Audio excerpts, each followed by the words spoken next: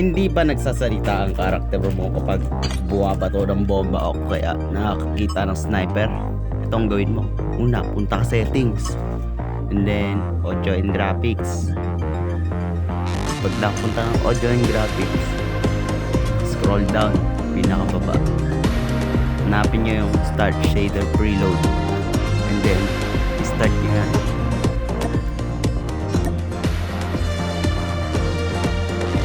Kapag na-start nyo na yan, maghihintay lang yung 2 to 5 minutes. Depende sa device na gamit ko.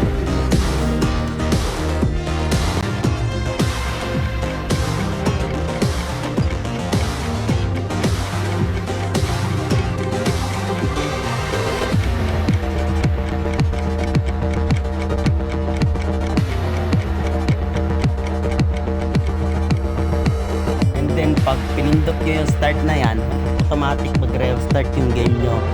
Then yan, hintayin nyo lang. Tapos i-open nyo. Pindutin nyo sa yung Call of Duty.